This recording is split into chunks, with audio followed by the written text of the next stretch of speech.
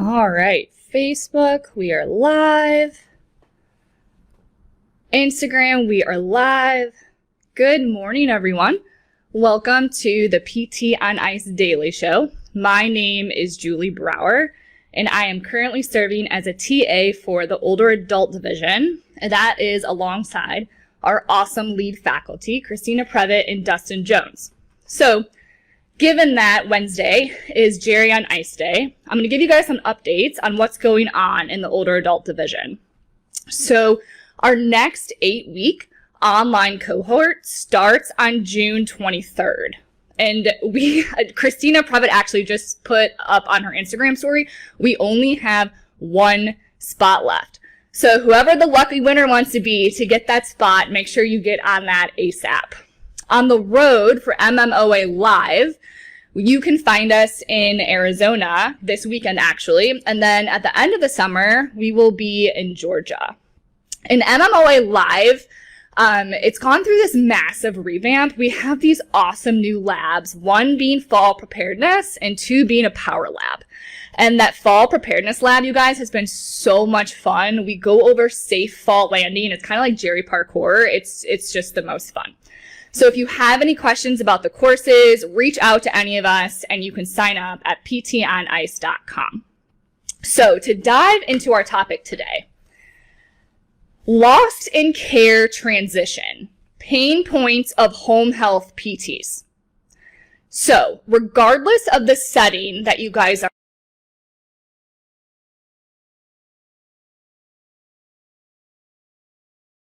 and this can be a patient that is being received from home health from acute care, or this can be outpatient receiving a patient from home health, etc.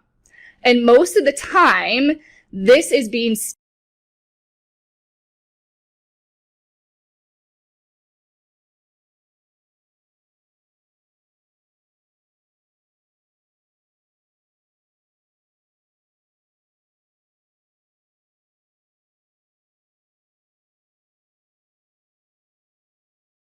building a therapeutic alliance very, very difficult because many times it feels like we're already starting in a hole.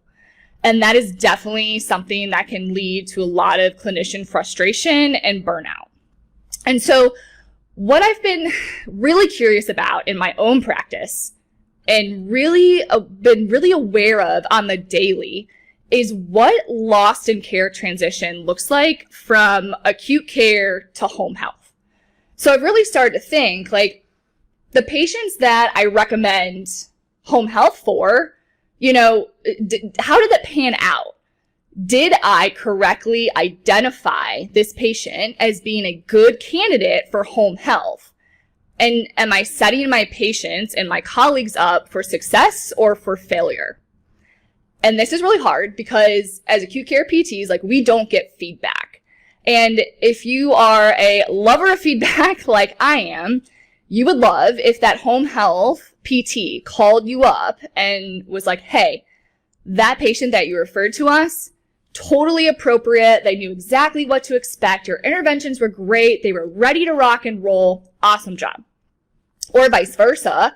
I would also like to hear if it was the opposite. Like, hey, you referred this patient to us, and they were completely inappropriate. We walked in the door. They had no idea why we were there. They kicked us out, and it was a complete waste of our time. So in order to try and figure out, like, how do I know if we're doing a good job, I decided to reach out to the Geros community on Facebook. And so this is a group started by Dustin Jones. And it's basically a group of PTs and fitness pros who are interested in better serving older adults.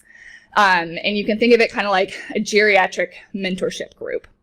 And I basically just asked everyone, like, hey guys, home health therapists, what can acute care therapists do better? What is your ideal patient? What type of referrals are appropriate? How can we set you up and your patients for success? And it was pretty amazing how many responses that I got and the discussions that we had. I wasn't going to do the PT on Ice on this at all, but then the responses were so awesome and it started so much good conversation. I wanted to share it with you guys. So I basically synthesized everything that the clinicians were saying into 3 main pain points or 3 main themes. And so those being equipment, appropriateness of referrals, and expectations. So if we start with equipment, and hold on, I'm making sure Instagram is doing okay because I have a black screen. So it may be okay, it may not be. But anyway, Facebook's still rolling, so we're going to go with it. So equipment. So let's start with equipment because that's a huge one. So the main conclusion here is that acute care PTs need to dive deeper into making certain that the equipment we are recommending is appropriate. There we go. Whoops. There we go. Okay. Now you guys can see my face on Instagram. So equipment. We need to make sure that the equipment we are recommending is appropriate. And we need to get that ball rolling on day 1 so there's a better chance that the equipment is actually going to be there when home health shows up. And one clinician said, I have seen thousands of dollars of DME sitting outside a patient's house because it's not appropriate. And many times that is due to the fact that it's just not feasible for the actual home setup. And with the Medicare 5-year rule, once equipment is charged to Medicare, it won't be replaced for 5 years. Once the equipment is charged to Medicare, it will not be replaced for 5 years. So one clinician mentioned, I had a patient with dementia who the acute care PT sent home with crutches. And maybe that patient could hop around in crutches fine in the hospital room. It's tile floor, there's no barriers, but it was completely and inappropriate and unsafe for home. And now that he's used his insurance for crutches, if he actually needed more assist at home, which it sounds like he did because it was unsafe, he's not going to be able to get a walker. That's it for 5 years. So we need to get this right. And so how can we do better? It is very difficult for acute care PTs to really get an idea of what the home setup looks like. But there are ways to get around that. And so it starts with asking the right questions and really diving into that in detail. And so what I have found has been really helpful is I don't go by the EMR systems, just 50 check boxes, right? Like that doesn't set us up for success to get the information that we need. So what I have started to do is I asked the patient, I said, we are in the car, we're driving home, we're pulling up to your house. I need you to walk through with me in very detail from getting out of the car, getting up to your door, getting inside, and going to your bedroom, bathroom, and kitchen. And I literally asked them, as soon as you are standing and you are looking at your front door, if that's the entrance we're going in, what does that pathway look like? How far do you have to walk? Is it over gravel? Is it over grass? Is it incline, decline? When we get up to that front step, I want to know exactly what it looks like, how wide it is, what the rails look like. When we get inside, are we going down a hallway, a narrow hallway? Does it have tile? Is it rug? Can a walker fit inside the bathroom? I am literally asking them this in that much detail. And that is a way that we can really get an idea of what the home setup looks like as clear as possible, but also it's giving us an idea of functionally exactly what they have to do in order to get home and get inside safely and do the bare minimums, get to the bathroom, bedroom, and kitchen.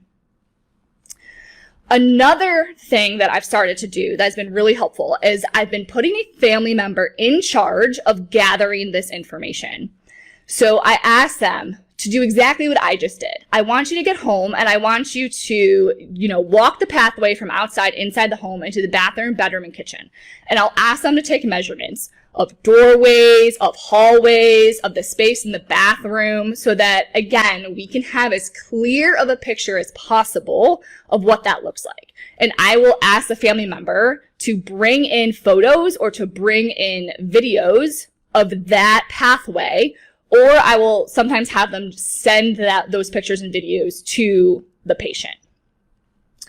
The last thing that's really helpful, and that a lot of us probably do, is, leveraging our case managers and our social workers. Like, these humans are angels, and they know so many resources, and it is their responsibility to help our patients find other resources for equipment.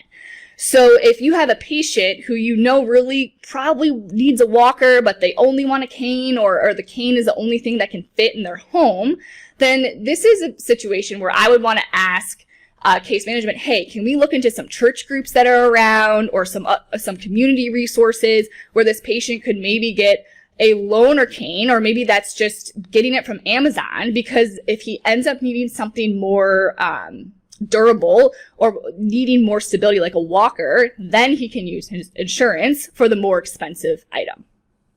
So equipment, making sure that we are getting a very clear picture of the home so that we are making certain the equipment we are recommending is appropriate for the patient.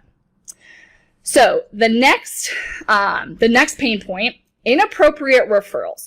And this one, you guys, is something that acute care therapists, we need to take a long look at ourselves in the mirror about this one, because we order home health on everyone. You get home health, and you get home health, and you get home health. And a lot of the time we do this without a whole lot of clinical judgment and reasoning going into it. A lot of the time, our patient's going home, they're unsteady, they're a falls risk, automatically order home health. And a lot of times that is a CYA situation. And it's not fair to do for our patients, and it's not fair to do to our colleagues. And one of the issues I think here is that, again, we don't get any feedback of whether the referral was appropriate. And two, there's no consequences.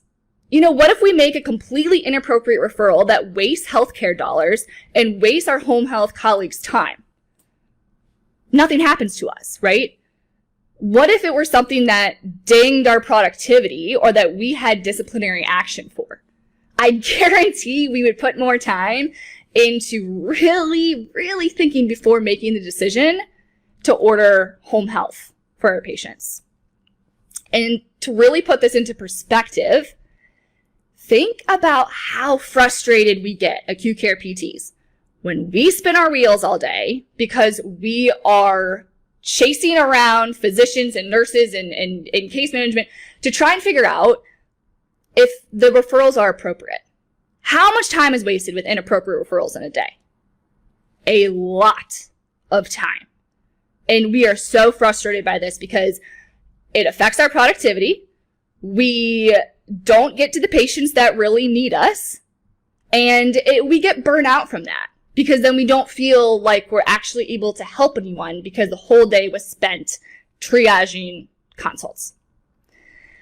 Now compare the inconvenience, right? If we get an inappropriate referral in the hospital, we just write a treatment not performed note, say that it was inappropriate, and we go to the patient down the hall.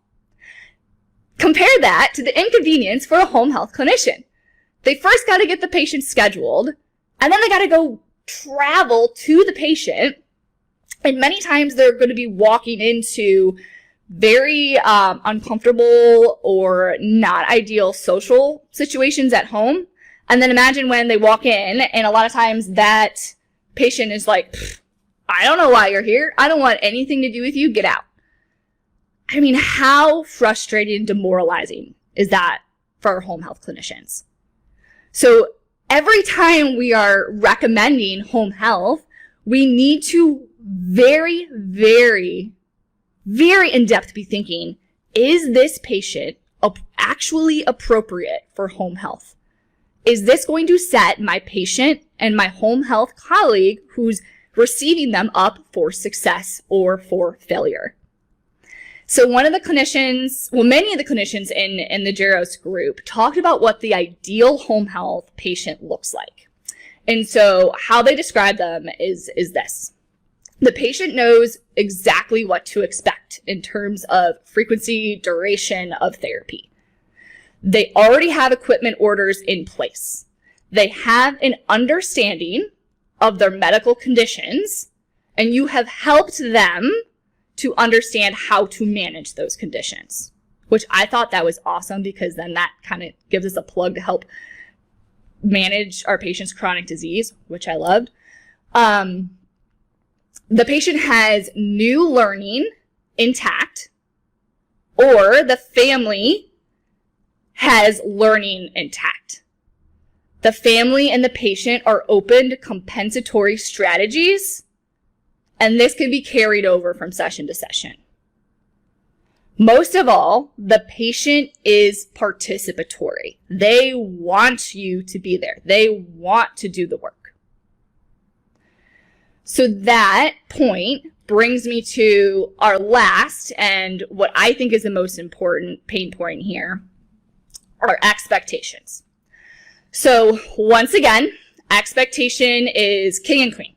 And if you guys are in the ICE community, then you know that we all live by Justin Dunaway's quote, "Beliefs and expectations are the foundations upon which outcomes are built." And if you look into the literature on care transition, they talk about expectations a lot as being an issue. And they talk about it as, they call it like information conflict on the part of the patient and the caregiver regarding what type and what frequency of services the home health agency is going to provide, and what the roles are that the patient and the caregiver need to take on. This is something that we can this information conflict is something that we could completely mitigate, you guys, if we are communicating effectively and ensuring that our patients and their families fully understand what we're communicating to them. So a lot of the times, I know we'll say, well, I told my patient that. I told the family that. That's only part of it. That is not where our job stops. Yes, it is our job to communicate, but it is especially our responsibility to make sure that that information is being received in the way that we intended, and that we're checking to make sure that what we're telling our patient, the education, the goals that we're setting match the patients and the family members. That is our responsibility. Never should a home health clinician show up to a patient and this patient has, given there's nothing else extenuous that happened in the transition. I know a lot of times there can be, but our home health colleagues shouldn't show up to our patients' homes and that patient is, I don't want anything to do with therapy. I don't even like exercise. I don't want anything to do with you. Get out of my home. Like, that shouldn't happen. That should not happen. Another thing that we can really be laying the expectation of is frequency. So a lot of the clinicians in the group talked about how patients think that they're going to get home health every day for an hour. The reality is that they may get it 1 to 2 times per week. And again, this is something that's so easy for us to communicate. Like, hey, and you can compare it to what you've been giving them in the hospital. For me, I'm with patients upwards of 40 minutes. And I'm with them, you know, every day for their length of stay that they're there in the hospital. So I would be saying to them, I'm letting you know the frequency and duration of your home health therapy may look very different. It may only be 1 to 2 times per week, and it's likely they're going to be there for less than 40 minutes. And I know that that can vary based on company, but typically. We need to set the expectation of how much therapy they're going to get. And that's so easy for us to tell the patient. And many times what you're going to find is they're like, oh gosh, no, that's not nearly enough. So why aren't we just being transparent about it? Next, we need to be clear and lay the expectation of what therapy is going to look like, right? So if our patients are max assist in the hospital and we are using a tech and an ultramove and other machines to get our patients up in standing, well, our home health colleagues don't have that luxury. They don't have these machines. They don't have a tech coming around with them. And so some of the clinicians were saying, like, our patients are max assist. They were working on standing in acute care, and then we get to them and they're really upset and disappointed that we can't work on standing. So again, it's laying that expectation, letting the patient know, hey, this is not something that you may be doing at home until you get a lot stronger, because they most likely not going to have help or machines like we're using here. So it may be that you do a lot more exercise in sitting to begin with, but hey, I'm going to put you through an awesome workout in sitting to show that that can still be valuable, right? Can you guys see how that can help mitigate that unclear expectation? You can literally put them through an awesome workout, maybe have them do some like squat pivot transfers and put that into an EMOM workout, and do some deadlifts in sitting, some resisted hinging, overhead bucket lifts with a toiletry bucket. There's so much you can do to still make a session in sitting valuable. And we should be, again, showing that patient that and laying that expectation. And my last point, and this is something that one of the clinicians said, I did not put her up to say that, but I love this. The clinicians were mentioning in the group, please lay the expectation that PT is more than seated exercise and walking a lap. Like, yes, preach, right? And so that's where this fitness forward approach comes in, where even these patients who are in the hospital and sick, we need to be getting them to feel what intensity feels like. Okay, so we need to be introducing RPE. We need to be finding ways to uniquely load them in the hospital room to show them what fitness feels like. So they know that when they go home and they're working with PT, it's what it should feel like. They should be lifting weights. Many times I'll tell my patient, hey, we need to get your back stronger. Eventually with PT, you need to be lifting weights off the ground. It should be challenging. It should feel like this. Ask your home health PT, hey, can we deadlift today? Setting them up for success, putting that expectation of that fitness forward approach, planting that seed immediately, so that when they go to home health, it's kind of just like passing the baton, and that they are ready to rock and roll and get after it. So those are the three themes. We've got equipment, appropriate referrals, and expectations. So 3 things I want you guys to kind of go into your day to day and really be thinking about how we can do better for our home health colleagues and really set our patients and set them up for success. I would love to hear from other home health clinicians who are listening to this, or acute care PTs, any other pain points, any experiences that you've had with this, basically just other ways that we all can do better, because once we know better, then we can do better. And that is all I got for you guys today. Have an awesome Wednesday, and we will talk again soon.